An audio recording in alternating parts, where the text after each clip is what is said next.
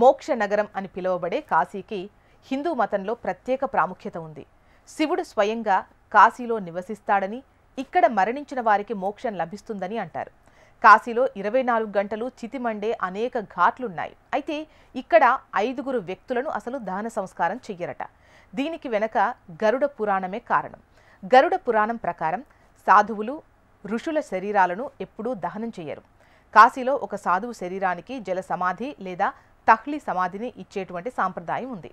ఎందుకంటే వారు అప్పటికే గృహస్థ ఆశ్రమాన్ని, అన్ని ప్రాపంచిక సుఖాలను త్యజిస్తారు.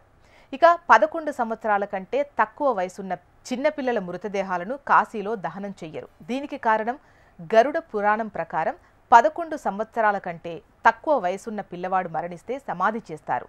ఇక గర్భిణీ స్త్రీలు, గరుడ పురాణం ప్రకారం గర్భిణీ స్త్రీ శవాన్ని కాశీలో దహనం చెయ్యరు. దీని వెనక కారణం ఏంటంటే గర్భిణీ స్త్రీ కడుపు ఉబ్బిపోయి చితిమంట కారణంగా కడుపు పగిలిపోయే అవకాశం ఉంటుంది.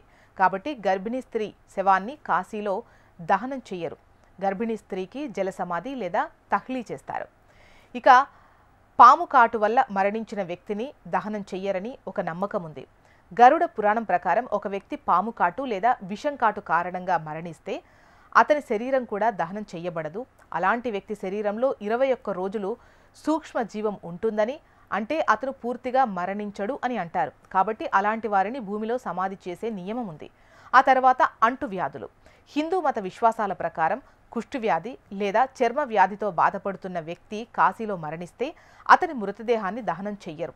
గరుడ పురాణం ప్రకారం అటువంటి వ్యక్తులకు భూమిలో ఖననం చేసే సాంప్రదాయం ఉంది.